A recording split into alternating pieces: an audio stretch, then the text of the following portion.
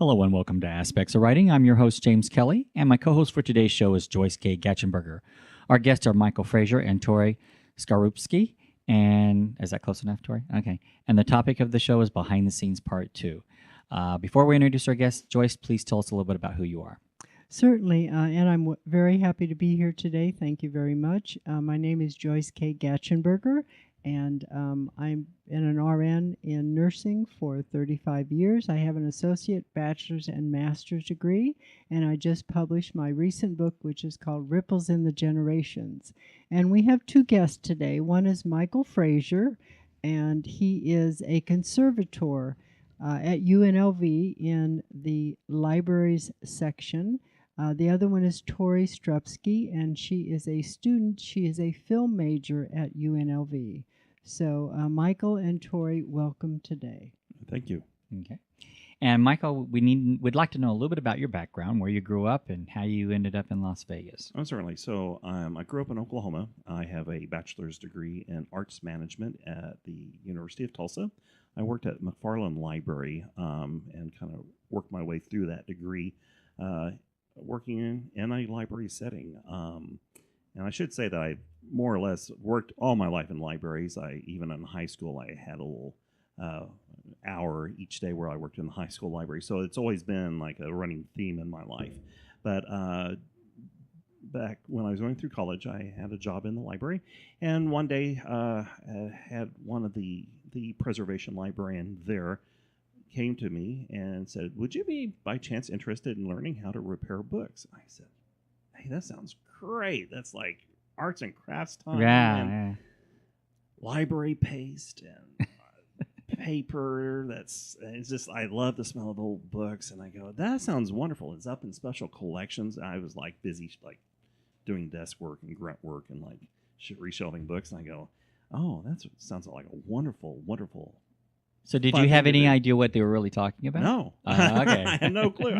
I was aware that they were doing that type of activity, but I had no idea what that was. And so she was offering like a month-long program. I went up a few hours each day, and she showed me how to do spine replacements of books and recasing and rebinding of books. And she taught me how to do deacidifications and document repair and just a whole plethora of activity up there. And most of the books I worked on were just your everyday, not very expensive library books, but that was certainly my first foray in that. Later on, after the training was over, I was going through training through several other volunteers at the time.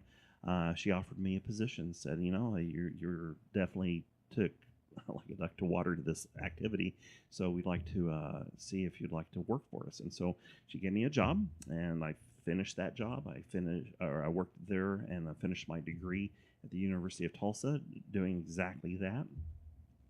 And I thought I'd move on to doing other things in arts management and that sort of thing. Right, because that was what your degree was in. Exactly. Yeah. But those plans never materialized, and so I took a break from library sciences for a while. I did some other stuff, but I got a call. That lady that hired me originally in Tulsa had in the interim had come to work at UNLV. Oh, wow. Okay. This was in 2002, and she calls me up and she said, "I need an assistant, and I'd like to see if you might be interested in applying for this position." And so I said, "Hey, that sounds wonderful." And so I applied for the position. She hired me. So I was really recruited. Right. And it's just like anything else. It's a small circle of conservators that work in this field. She had trained me. I had gone through a lot of formal training since that time. I had gone to the University of Texas to the Rare Book School. I had gone through a whole lengthy process of picking up little bags of tricks along the way of different workshops and conferences, and so my reputation had grown quite a bit since those early days at University of Tulsa. So I moved out here to take this job at UNLV. I've been here ever since. So I just celebrated my 17th year. Wow. At UNLV as a book and paper conservator. And Tori, you grew up here. Yes, born and raised. All right. And what is your degree going to be in? Film. Film. But you actually work with Michael. Yes. Yeah. Okay. Yeah, so she's part of a group of students that work for me, Okay. and actually she, which also we have approximately 100 work study students that work in the Lead Library as a whole, and those they are all part of the work study program, and so they represent every major on campus. They represent different disciplines, and just so happens that she is interested in history, documentary filmmaking, which kind of drew my attention to her when she applied for this position. She wanted to work in special collections, and so I think she likes doing the book repair aspect of it. She seems to enjoy it, but she really enjoys working in special collections. Well, we're going to talk about what you do, because I honestly didn't know that much about Mhm. what you do until you got here and we were talking before I went on the air, and I still don't know a lot. Okay, sure. But there's a lot to what is the department that you're in? Okay, so I'm part of Lead Library, which is the university library system Okay. on the campus of University of Nevada, Las Vegas. We're in the heart of Las Vegas. Okay. Specifically, we're in the main library, Okay. the Lead Library, LIED, over on Harmon, and we were part of a division called UNLV Special Collections and Archives. Our division specializes in collecting everything related to Southern Nevada history. So we have, most specifically, we have a huge gaming collection. We have an internationally recognized gaming collection. So all things about casinos and gaming, we collect that stuff. We also have, we collect stuff about the entertainment industry and the hotels and things like mining and Boulder Dam and the locomotives that run through here. And so it's just a large hodgepodge of stuff that we collect that you'd be surprised at the ways that people utilize those things. But we are open to the public. The public comes in, they do various levels of research. Some of them are total novices, some of them are professional researchers and authors that come in and research their next piece of work. So you actually help preserve and restore documents? That's correct. Books, So back maps? to my favorite subject, me. So what I That's do, funny. I'm a book and paper conservator. So I have to. So there's a few caveats there. So Okay. that is my specialty. So I very quickly, if you like, for instance, hand me an oil painting Uh-huh. and say I need this fixed, I'm not your guy. I am very easily I'm strictly book and paper. That is my field. That is my expertise. And so as our collections have grown, think people will bring me stuff like a trophy or some artifact that we'll have to get some outside experience. My book and paper is my thing. So book repair, it's pretty straightforward. I will either try to do some sort of recase or a spine replacement, or the trick is trying to do as minimal effort as possible, trying to retain everything original as possible. And then if we need to, we'll if the book is beyond repair, we'll do something like put it in a box or preserve it, and everything we do is custom made. So a lot of people don't know that there's a lot of wear and tear to the books There are. when they're checked out at the library. I know over the years ago, I had a book in the library. And when I first went in, of course, it was a new book on the shelf. And then as time went by, I would go in and they would be laminated. The outside was a paperback. So it would be laminated. So I think that's what you're saying, that, that's just for your regular everyday book. But you deal with rare books as well. I do with rare books every day. And so, so there's several ins and outs to this. So in a public library setting, and like you said, if a book sits on the shelf, the life expectancy, and that's really what I deal with, is what is the life expectancy of any given object? For instance, in the case of a newspaper, there's no expectation that life expectancy of any newspaper, it's printed, it's delivered, it's read, and then it's tossed. Right. That life expectancy is 24 hours. There's no expectancy that document's going to be here another 100 years. Right. My goal is to extend those life expectancies out further than anyone expects. And when I think of a life expectancy, I have to stretch those out to decades or even centuries. And so, what happens with a library book in a public library setting, something that circulates, and the average library book will circulate up to 2 times. It can circulate more, but there is that books are abused. They're Right. and so it's problematic. And so for most public library settings, they do have a book repair shop. Those book repair shops are usually deal with getting that book to last just a little bit longer until the next budget, where they will either replace the book or buy a new one, or just toss it all together and buy Right. something else to sit on the shelf.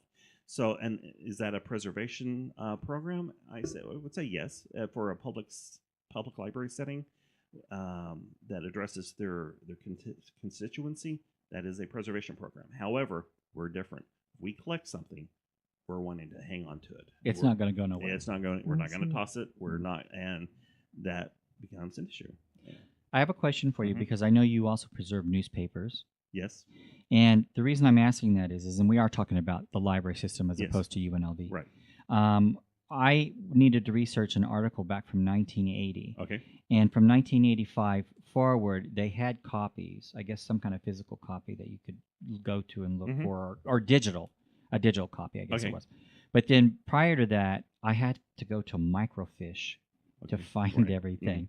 Some people don't know what that is, by the way, Right. but it's a. I know Tori's over there going, what? It's a process where you have. It's just pictures that we're taking of it, and are they? Explain what a microfiche is. Okay, so microfiche and microfilm, they're similar. This is a piece of film, and the idea behind a microfiche, in general, is that you're reformatting the information, and the importance of and I think it's kind of underscores what we're dealing with in a library or archive. In many respects, the information inside the book, the information inside the newspaper, is far more important than the newspaper itself or the book itself. Okay. So it may be sufficient to purchase a new copy. However, if a new copy isn't available, what will happen is we will reformat that information. And that's where digitization comes in. Digitization is a form of reformatting, and it's very similar to microfilming. It's just the technology has changed. What's unique about microfilms and microfiche is you'll have a piece of film, and the image is of the newspaper, and it's in very, very small print. But in theory, if you have a microscope, you can actually visually see the letters printed on the microfilm. And the thing about microfilm in a preservation standpoint, it's solid state. It is it's hard to destroy. Yeah. It can be flooded. It can get wet. It can take a lot of abuse, and nothing destroys it. So it's, in a preservation sense, that was really for many, many decades, from the 30s to 80s or even the 90s. It was the go-to reformatting mechanism. Anytime we want to reformat Anything readable. Yeah. anything readable, exactly. Michael, I Yes. have a question for you. Sure. You said there were almost 100 students that were working in the program Not for with me. you. I have about 5 myself. Right, okay. Directly under me. What kind of student would be working in the program? I know that Tori here is doing maybe film studies and maybe some documentary work, but what type of student would be drawn to your program? Well, that's a good question. I think, first of all, I think they're just like any other student. And Story may speak on this. Students come from all sorts of backgrounds, and they may not entirely know what they want to do with their life. And so I think the library is a great place to work on campus. If you're getting a degree, working towards that goal, you need a job a few hours a day. We offer jobs available through the federal work study program, so they're actually earning financial aid as they work, and it's a pretty neat program. We also offer a lot of workshops, life skills workshops, along with that position. So when they actually meet the workplace, they're able to do that.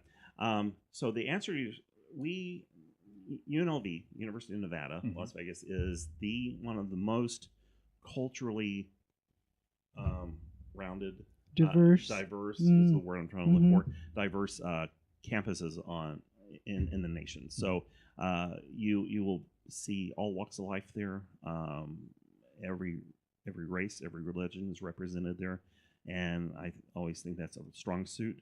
So now what will happen is they'll make some firm decisions about what they want to do with the rest of their lives, and sometimes we play a role in that. Sometimes we don't. Sometimes they'll go off and do something else. I think for my personal experiences, I've had a real solid track record in developing talent in this field, but I've had other students. I remember the very first student that I ever hired. I was probably 22, 23 years old. And she went on, became a PhD in fine art, and she's working at the University of Chicago. And I've had other students that work in other fields. Hospitality, for instance, is big at UNLV. They often do very well in their careers, and some of them make a whole lot more money than I do. So, which I have to keep my ego in check and say, well, I'm glad I contributed to that. So it's I think we play a role for different people for different reasons. So some may stay in the library sciences, and some may go off like Tori is, and maybe use that as a springboard for other degrees and other specialties. I would say so, yes. And so then the other component we have, so I work in a field called, or in my department, technical services. And that's one of the reasons I'm here today, is kind of tout the behind-the-scenes aspect of what we do in the libraries. And we have a whole army of people that go out into the field. They collect items. They find items that might be at home in our collection. Items that may serve our constituencies. And then once we bring them in, we'll have to address preservation issues. And then we'll have to catalog them, and then we'll have to find somewhere to store them. So there's a whole army of people that do that. A lot of those like a rare map of something. Exactly, that would be a prime example of that. So if we run across a map or a photograph or a collection of photographs, we'll bring them into our collection. We'll catalog them. We'll make a home for them. We'll archive them. We'll create a nice archival box for those items to stay in. And then and we'll keep them for research purposes. And again, we're open to the public, so it's kind of fun. So a lot of, back to the type of people, we do keep a lot of graduate students in history. A lot of historians come work for us. It's certainly history heavy in those fields. So we have a lot of historians that will do work for us, and people that will go on and work in other historic programs. I wanted to ask Tori, why did you choose to work with Michael on this? Well, actually, my sister worked with him before. Oh, That's true. So I knew him prior. I think she said good things about me. She did. Okay. And it's one of the reasons why I applied for the job, is because I heard so many good things about Mr. Fraser. And this is my first job right out of high school. I started when I first started college. And I was interested in history in the sense of documentaries for my major.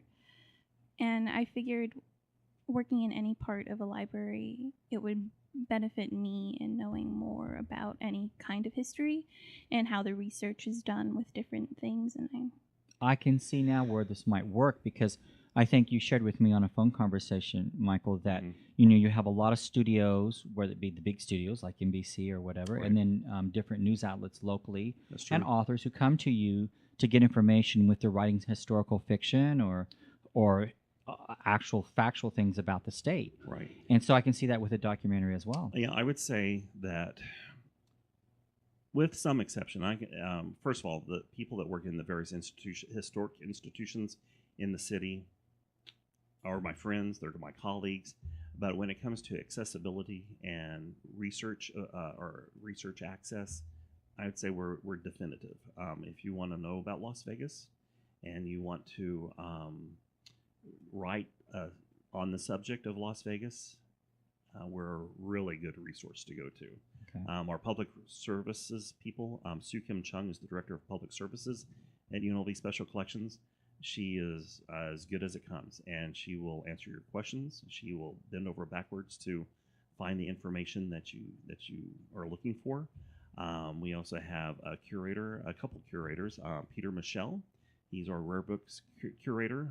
He kind of decides which rare books are going to come into the collection. We have a photography curator. His name is Aaron Mays. He's been at UNLV for years, and he's in charge of our photographs. We also have a digital collection. Now, the thing about our photographs, you have to keep in mind something about our collections. We have a lot of stuff. Photograph-wise, we probably have hundreds of thousands of photographs, just because of the sheer manpower that it would take to scan everything and put everything online. We can only sample those items. Okay. So we'll put really wonderful collections up on the internet on our digital collections website. The person that curates that is Corey Lambert. She's our head of our division of digital collections. But anytime you're looking at the internet and you're looking at our website, the thing you need to be aware of is it's just a sample of what we have. It's just the tip of the iceberg. If you're going to do real research, you're going to do some serious writing, highly recommend making a trip into town, go to UNLV, and visit the division in special collections. So if you were doing, let's say you were doing a documentary on the Rat Pack, for instance, right. What you're saying is you have far more that is not on the web than if you were just to go there in person. And in general, yes. Now the Rat Pack is kind of one of those high-profile things, and anything related to the Rat Pack we probably have out there on the internet. So that's an exception.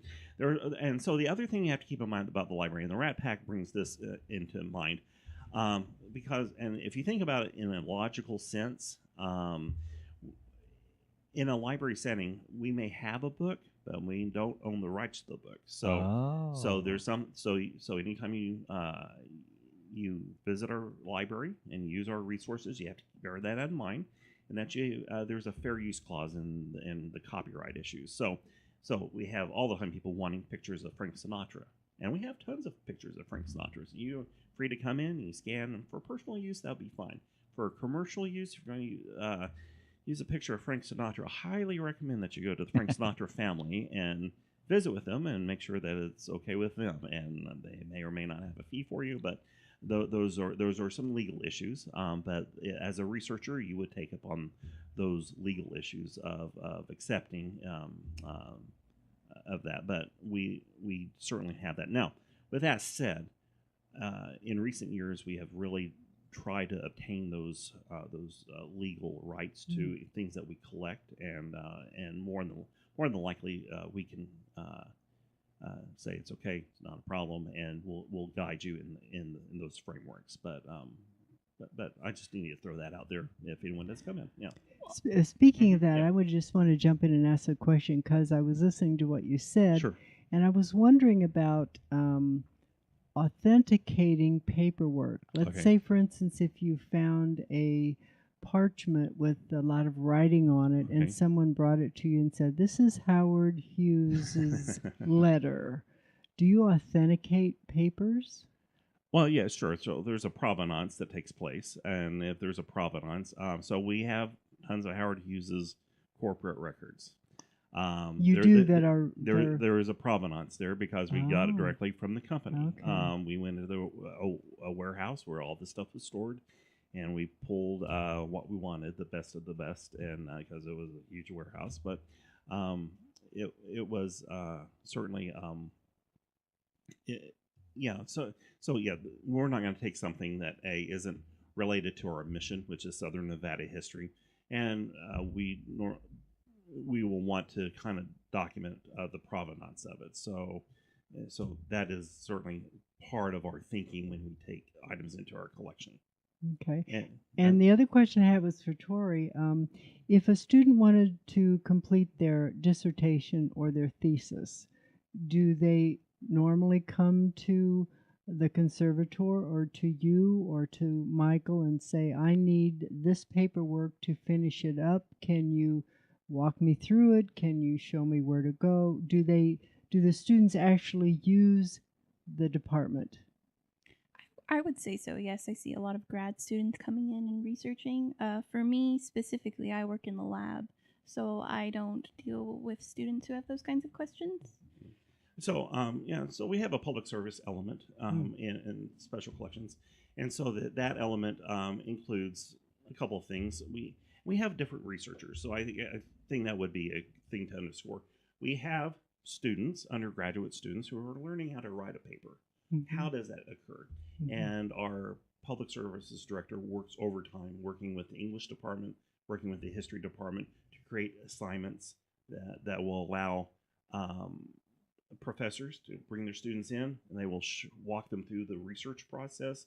How do you find something? How do you create a thesis? And then how do you follow up and actually put pen to paper or finger to screen? I don't Right, know what right, they, right. whatever Finger they to do. screen. And then how does that process take place? And what does that look like? And then there's some mechanics there that has to take place that it's kind of foreign to a lot of undergraduates. So there was that we certainly play on that very basic level. If a member of the public comes in, we're happy to work with them on that. How does the research process take place? We do offer a lot of one-on-one hands-on service. So if it's your first time, I think that's one of the things that why I'm doing the show and my colleagues do shows like this. That in the olden days, if you wanted to access a university special collections and you wanted to go do some research, you had to know somebody. You had to have academic credentials. The head of your chair had to write a paper or a letter introducing you, and there was a process there. All that's gone. We want the public to come in. If you have something that you think that you want to contribute to the world and we can help you, we're going to do what we can to help you. So we invite you to come in. And so we understand the process is intimidating at first, but once you get into it, it makes itself evident. So we would invite people from the public to come in, and if you need some basic training about how to do research, we're going to do what we can to help you. And when you say public, you've used that word a couple of times. Can you define that? I mean, it's obvious. I know what public is, but I would imagine there's some restrictions on the use of the library and in your department specifically. I don't want to say you can't use it, but I'm assuming you need to have a library card, et cetera, et cetera. Actually, no. So special collections, the division of special collections is kind of separated out in an organizational sense from the university library system, in the sense that you can visit us without having to really interact with the rest of the library, although it's not. We have a wonderful library. We encourage you to go. So if you want to check out a book, but you're not taking class, let me back up. The library is there specifically for students and for the professors to teach students. So that is our mission. That is our overriding mission. However, with that said, we do have public borrowers. We are supported by the tax dollar of the people of Nevada. As a citizen of Nevada, you have every right to walk in our doors, and if you want to read a book, you may do so. If there are certain exceptions, we have some limitations on our computer access, just because student fees actually pay for the computers there. But if it's something physical like a book, that is not an issue. And if you actually want to check the book out, you may. You just have to register. So there's a registration process that takes place. Now, with that said, special collections, if you come to special collections, we're up on the third floor of the library. Likewise, there is a registration that takes place. It's a simple form. It kind of identifies some of the rules that you'll agree to abide by. We want you to, for instance, use a pencil, not a pen, when you're taking notes. Keeping in mind that our collections are rare, one of a kind. They're irreplaceable or very hard to replace. So we want you to kind of use our collections with kit gloves. But you'll use a pencil and you'll agree to walk up your bag. And it's just a simple registration, and we kind of go through the rules with you.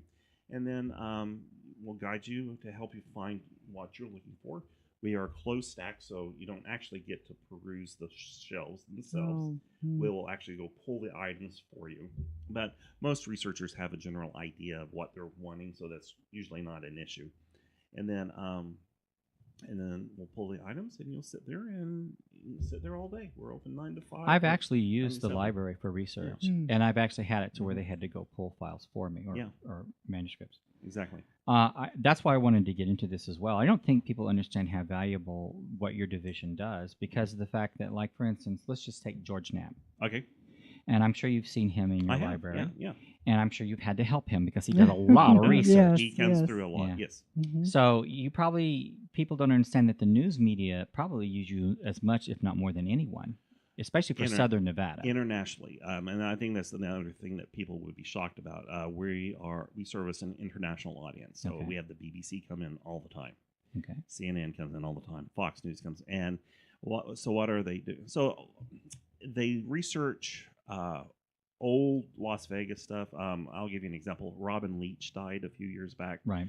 We were inundated with requests we have his entire series, Lifestyles of the Rich and Famous. People wanted footage from that, and it was like we got hundreds of requests for that. So we had to kind of deal with that. We have anytime an event happens, we will have to kind of anticipate need for the public. So that's there's a lot there. No, I'm sorry. What was the question? Well, yeah, you're actually answering Uh-huh. what I was asking at. Like, I know, a lot of the newspaper Oh, yeah. people and a lot Right. of the television people go there to research and get information. I actually went to look up something from the 1980s, Right. which you can't find copies of newspapers or anything going back to that Right. time. So I had to go and try and find. I was talking about microfiche or Mm-hmm. Yeah. Yeah. Like I said, it's an international community that comes in. We have several authors that visit us on a regular basis. We have one gentleman. His name is Larry Gregg. He visits for week-long intervals about 4 times a year. He's written several books based upon our collection. He just his latest book was a book about Bugsy Siegel. He did probably the definitive biography of Bugsy Siegel, and that's out on the market now. He's finishing up, getting ready to release a book about Las Vegas in the 1950s. What was Las Vegas like? And he delved into like old tour guides, and we have tons of promotional materials that the casinos generated at the time. We have photographs of the casinos from the 40s and 50s. What did the lobby of the Flamingo look like? Comes to mind. What shows? What were the entertainers?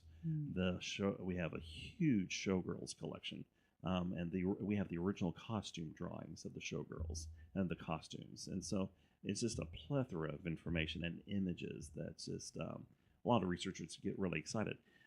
We have research graduate students. This is going back a ways, but I remember one time we had a trio of Italian graduate students working on their PhDs, and they recreated in 3-dimensional detail on a computer the inside. I believe it was the Dunes Hotel. Oh, wow. Yeah, and so it's we also have a large game. We have a late gaming colloquium. People come in, and that we have a scholarship. We'll give them a grant or a per diem to come in and actually do research, so that allows them to finish their dissertations, their PhD dissertations. What's astonishing that it's the sole purpose of that is to highlight our gaming collection. That you'd be amazed the number of dissertations and the different aspects that has been explored using our gaming collection, and all facets of life, from statistics and theory and politics and religion. It's just I've been going to these for years, and these talks about how our collections are used, and it's just an amazing thing to see how you'll collect something and go, oh, this is how people will want to view this, but then someone else has another idea and use this exact same material in a completely different way. That brings up another question. You were saying that mainly you work with paper, but do you have Sure. other? I do. Yeah. Do you have other types of articles in the collection that is Okay, so in your area? I actually brought a list because I can't remember everything. Oh, Types good. of That'll everything. help a lot. Yes. I will. Okay, so Yes. the two things you have to bear in mind about special collections. We have published items, and we have a lot of published items, and these are books typically, but also maps or recordings that have been published. That's it's already out there in the public domain. Okay, so they're there. And I by far our largest representation in the in publications is our gaming collection. So gaming will cover things like Hoyle's Books of Games, or just any number of things. Also, and your writers may be interested in this. There's a whole subgenre of fiction that deals nothing but we refer to as Las Vegas fiction. If an author, and we have a budget for this, if an author writes a book about Las Vegas in a fictional novel, we usually buy it and keep it in perpetuity. So we go back dozens of years of Las Vegas fiction. So if an author in Las Vegas, or if an author writes about Las Vegas and it's a fiction, you have it. I wouldn't guarantee it, but we're more than likely. Probably. But yes. Okay. That's good to know. Yeah. So there was that component. One of my favorite fiction books was we were talking about the Rat Pack a little bit ago. There was a whole series of Rat Pack novels back in the '60s, and we have those items there. But things like Leaving Las Vegas and just Fear and Loathing in Las Vegas. Fear and Loathing. Yeah. So we certainly keep those items there as well. So if someone were to write a fictional book, let's say about Area 51 or Gene, Nevada, more than likely we would purchase it if you're not willing to donate one. But yeah, we have a budget for you. You're guaranteed at least one sale. I'll donate one of my books. There you go. So what else do you have? You said you have a list? So publishing. So those are published items. So, but when you're talking about research and you're dealing with that hardcore, getting your hands dirty, rolling up your sleeves type of research, that's our non-published items. So non-published items would include things like letters, so correspondence. We have stuff dating all the way back to the 19th century. I've seen letters. We have diaries of people that were Mormon, and they were setting up residence out here north of town, and they were living in dirt houses. And over by Las Vegas Springs. We have a lot of really great stories about mining come from that, and the old photographs. Speeches. We have a lot of different. In the research sense, we have quite a few political papers, but it's not our strongest sense. So most of the political papers are referred to Nevada. Ironically, actually ends up at UNR in north of the state. But we anything that we can get our hands on, we'll certainly collect that. And that's because the capital is... The political foundation is up there. In Reno. Exactly. And so Harry Reid was kind of... there's a story there. One of the very first things that we wanted when our current administration came in was, we want to get a hold of Harry Reid's senatorial papers. He had, decades ago, committed his political papers up at Reno.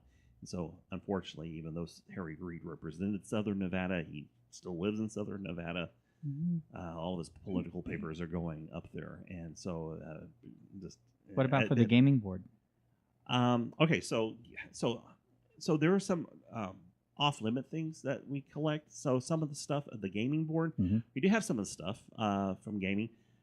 What's publicly accessible may be questionable. So that's one of the things that may be hard. That's a very good question. Other people will also donate papers to us, but they may put a cap on it, so they may not be accessible to the public until after they pass away. So right. And then we'll make an announcement that we're now opening up these papers. So so there are times we'll collect stuff, but and it's usually based on whatever the family wants. We'll make whatever agreements they want. So that is certainly something to consider. I have a hypothetical. Sure. I have a friend who, I'm not going to go through the story, but how they lost a series of photographs, and it was someone whose family worked with the Rat Pack, for example. Okay. And she said, I've lost those photographs forever. But I'm thinking, if you have an archive of photos, more than likely this person, because she worked with them, is going to show up somewhere in those photos. So she could possibly go to UNLV, to your department, and go through that collection to see if maybe her mother is there.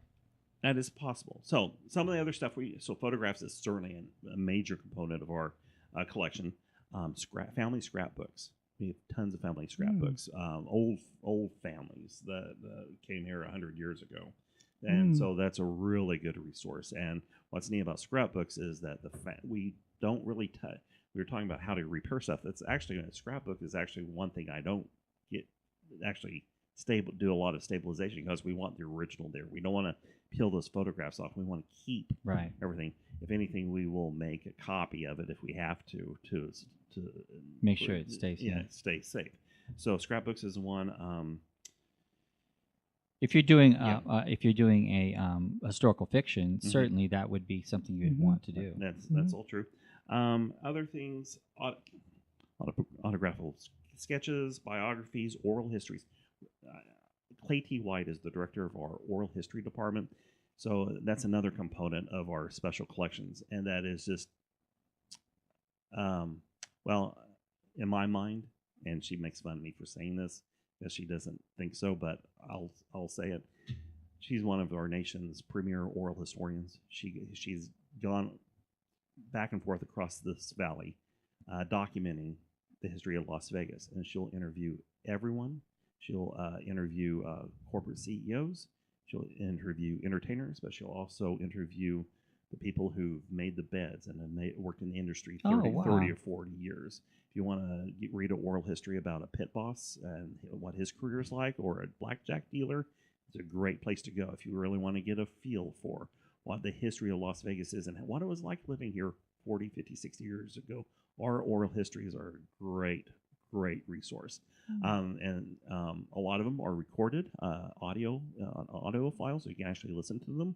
Some of the older ones have just been transcribed, so you'll have to read them. But there's it's a Clay T. White is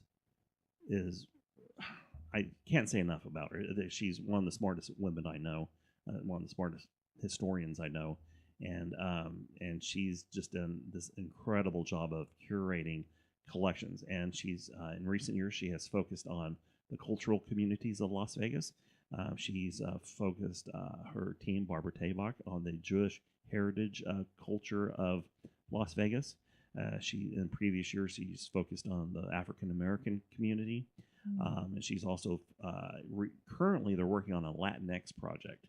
And they have actually graduate students that are crisscrossing the valley and visiting with the Hispanic communities, people that work in Las Vegas, and trying to document what are their lives like and how do they survive and prosper in this valley. And so it's a fascinating division, part of what we do in special collections. So the oral histories are a great research tool.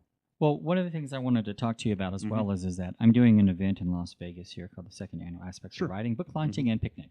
And at that, we're going to be doing a yearly booth. We're going to be doing this every year, and it's called Keeping the Legacy Alive. Sure. And part of what you do there at UNLV is you actually do that for a lot of people, not just entertainers necessarily, but you help keep people's legacy alive. That's true, yes. So we are always asking for donations, and not... Yeah, we love monetary donations, but the thing we're always looking for is if you're an author and you have a series of manuscripts, and especially if you're a successful author, that might be helpful. That's always a good thing too. I agree. Yeah. You're writing about Las Vegas. You might consider the ultimate home for your actual work to be UNLV Special Collections. Where if you have worked in the valley in some other capacity, you have something to contribute. And so I would encourage, if you've been in the valley for a while and you've contributed to the history of Las Vegas in some capacity, even if you don't, you might. But you have some family albums or photos that you might want to donate, you might consider that. I'll give you an example. One of the biggest projects, and this is probably one of the proudest times I've been proud of the division, is that following the October 1st shooting. The archivist of the Valley in Las Vegas decided that it was a lot larger project to try to collect those stories. is bigger than just one institution.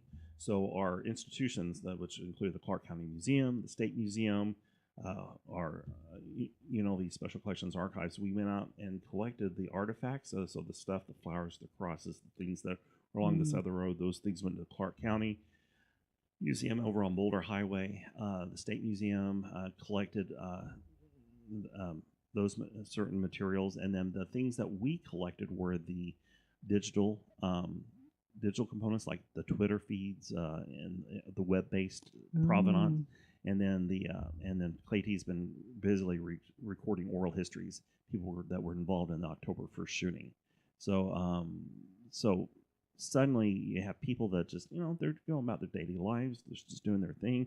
They're an RTC bus driver, or they're some music promoter, and then suddenly they're involved in a major historic event that just kind of wows that takes everyone back and just saddens everyone, but they feel a connection to. Right. So they can go back and and so and do we anticipate how do we these things will be used? No, we try to, but more often than not, we're wrong about it. So, like I said before, people will gain access and come up with new theories and new ways of addressing cultural issues in their writing. So, Well, to give you an example, sure, yeah. I have a friend who works at one of the major hotels here in Las Vegas, okay. and yesterday was the 1-year anniversary of one of their executives that was shot down at Sunset Park. Oh, okay.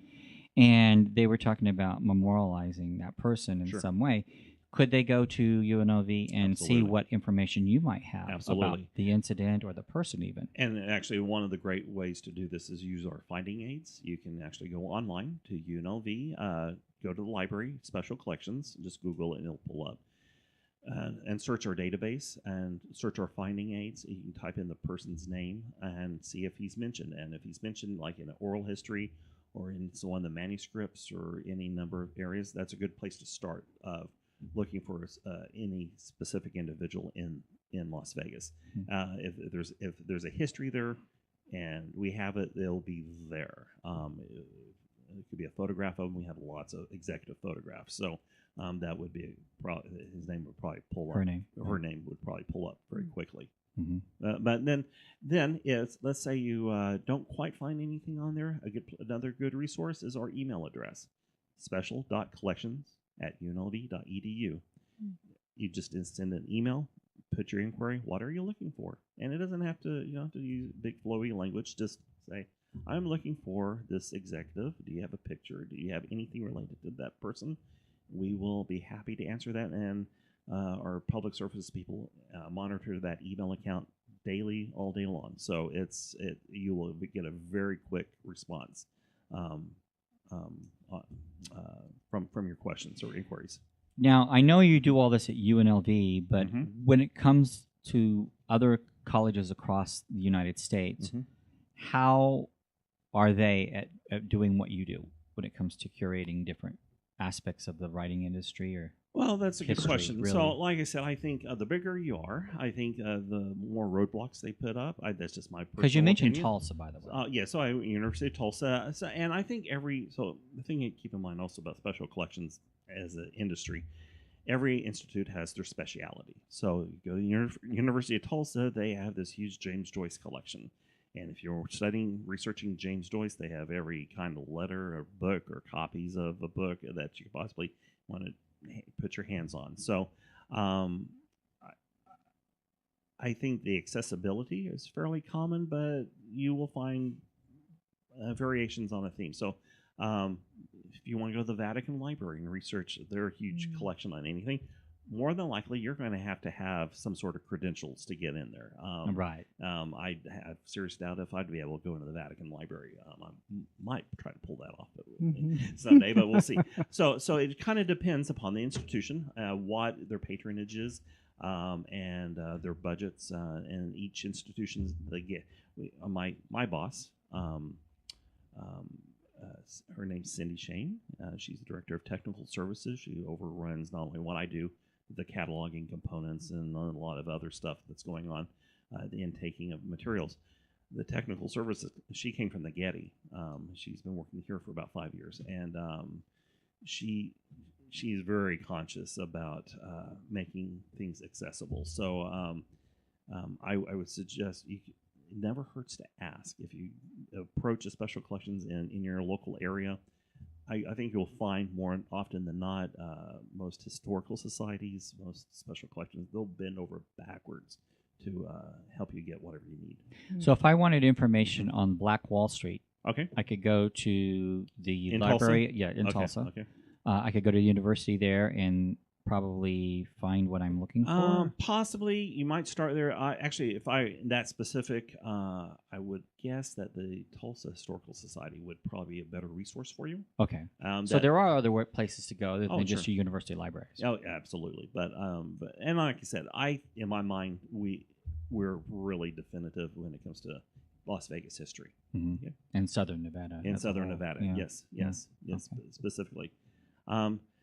So the other things things that I do, I was sitting here, I kind of got sidetracked on the broader picture, but preservation, conservation, if you want to kind of delve back into that. I just want to illustrate some of the stuff that I have to go through to make sure that we care for these things. So some of the things, so preservation, what is preservation? That's a term that's thrown out a lot. Preservation is the part of library sciences that actually, we're talking about life expectancies of these items. Right. How do we care for them? We look at those collections as a whole, as an entity, and issues such as temperature and relative humidity readings. What is, and We talked about that before we went on. yeah, here. yeah, Yeah. the very that very basic, providing a structure, a building for those things to live in. I'll be honest with you, we've gone into collections, and we've gone into barns, and we've been to open sheds, and just open to the air, windows broken, doors open, and we'll have families go, well, yeah, we got some grandpa's papers back there in the back. Why don't you go over there and see if you want anything? Well, we'll go into those circumstances and bring those out and provide a home for them. So those very basics of temperature, relative humidity readings, making sure that everything, and we treat everything carefully as we can. Right. The whole idea is to keep the paper from cracking and breaking and becoming brittle. Keep them dry Yeah. and safe. Then things like insects and insect control. That's a very important part of preservation. We have a great facilities team that handles that. Things like disaster planning. I spent a lot of time on writing disaster plans. What happens if we have a sprinkler leak, or if by chance we have a huge earthquake? What happens to those collections? So there's a lot of planning process for anticipation of things. Now, the other thing that I do is what Tori helps me with is the conservation component. How do we get those items to last? So that newspaper that you're supposed to throw away, Right. how do you get it to last 100 years? So we have a lot of hands-on individual. So if we're addressing that specifically, we may deacidify it, we may repair it, we may put it into some sort of binding. That is conservation. Any item-specific procedure where we're actually putting our essentially a stamp on it, but any kind of work that we're doing where it addresses an individual need of any particular item, that's a conservation. So preservation, conservation. Now, the other side of the fence is restoration, and that deals more with museums. And restoration is treating an item because of its historic nature. So, Or bringing it back to life if there's it's faded or right. So restoration is more of a museum or curatorial thing. So earlier I said I deal with stuff where we're kind of more concerned about the text or the information inside more than the item itself. Now, if you flip that and the item itself becomes more important than what's inside. So let's say you have a Bible that's owned by George Washington. Right. Okay, so the Bible itself, per se, isn't that extraordinary. You want to preserve the cover. But you want to preserve that because George Washington used to own it. So then they start dealing with the restoration. The Declaration of Independence, an original copy, or the original copy of the Constitution, those become Do you do important any things. of that at UNLV? I do some of that, yes. Okay. Now, granted, most of our collections deal with the Las Vegas history. That's the majority of that history. That collection is mid-20th century. That's where I kind of focus that's where my areas of expertise on. Every once in a while, I'll get to work on a early 18th century volume, and I'll go, oh man, this is what I trained for. A few years ago, we had a First Folio, Shakespeare First Folio. It was a traveling exhibit. I contributed quite considerably for that. So the First Folio was the first published collection of Shakespeare's works. It was 16th century or early on. I forgot the exact year it was, but it was. I had to provide like 6 months worth of temperature and relative humidities. I had help with the security arrangements. I had to work with, and they brought this under high security guard, and inside of an exhibit case, this rare Shakespeare. There's only like 100 copies of this in the world, and the Folger Library in Washington D.C. has a majority of them. But it was just funny the precautions it had, and I was the only one in the library who actually got to touch the thing and actually turn the pages, and it was just like. And what was funny about it is the pages turned just. Had I not known it was like a 400-year-old book, I would have thought it was printed yesterday. It was just crisp. It was clean. It was just a very spotless copy, and I was like, "This is very elegant." What's interesting is your passion for this. It's quite obvious, Yes, and yes. we need people like this, like you and Tori, who are passionate about preserving our past. Because as authors, we want our lives. That is our legacy, Right. and we hope that we have this in our lives. So your job is very important, and I think more so Absolutely. than people even realize. And the Especially, next generation is Yeah. important, as with Yeah. Tori and the other students that are working on this. yeah, Passing that knowledge on and showing the skill that needs to be continued on Mhm. generation to generation to generation. yeah. Absolutely. It's all Uh, important. Well, I hate to do this, but we're running out of time. Oh, We're okay. down to the Already? last minute of Wow. the show. my Yes, we are. goodness. Okay. So I'd like to thank our guests, Michael Frazier and Tori Skarupski, along with my See, you're co-host, getting it. You're Joyce getting it. Gatchenberger. Gatchenberger used to be a hard one for me, but I got that down. To find more information about our guests, just go to aspectsofwriting.com. There you'll find our video for the YouTube channel, and it goes on to Roku and several other networks. We're also syndicated on amfm247.com. Just go to aspectsofwriting.com, and you will find where you can hook up with all those links. We're on iHeart, iTunes, Google Play, Amazon now. So until next week, this is your host, James Kelly, reminding you, if you can dream, you can write it. But I heard that up there, but I do want you to tell me real fast, where can we get more information about you, Michael? Okay, if UNLV, Google UNLV Special Collections and Archives, and Okay. you just go there. And the quickest way to, if you have a question, email us at special.collections@unlv.edu. All right. And All right. that's it. All right. Thanks, Michael. Thanks, Tori. Thanks, Joyce. Thank you. Thank you. Thank you. You're welcome.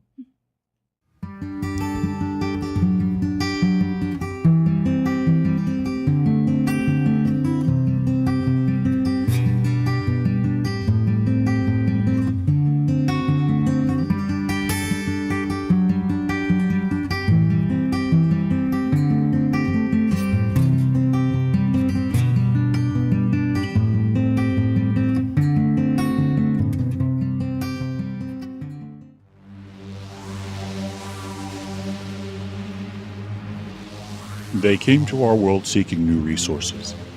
Both Earth and Mars were lush with plant-life and mineral deposits. Unlike Mars, however, Earth was alive with a vast array of creatures, not unlike their past world, the one where they had evolved nearly 2 million years ago. It took them over 20,000 years to reach our solar system, and another 20,000 to return home and report their findings. To their dismay, all that remained of their civilization was decaying cities and wandering souls. It would take another 20,000 years to reach Earth with the intent of creating a new oasis. During their time in space, they lost the ability to breathe. Now they had a new mission, not only to settle Earth, but also to create a new life form to house their souls. By the time they had reached our world, only one man's seeds remained for creating a new life form on Earth. From the fruit of his loin, new man was created. In time, it was hoped that one of the species from the various primates they artificially inseminated would evolve to look like them. Theirs was a waiting game. To enter the Earth's atmosphere for a prolonged period of time would cause them to age and die before the transformation from primate to new man was complete. They needed new men to populate the Earth with shells for their souls, but time is running out. Could they intervene and create a new life form from Earth's primates in time to save their souls? And more importantly, are we at that stage in our history now? Perhaps they already walk among us. The answers lie with Daniel's story of abduction as leaked to the press, the alien transcripts.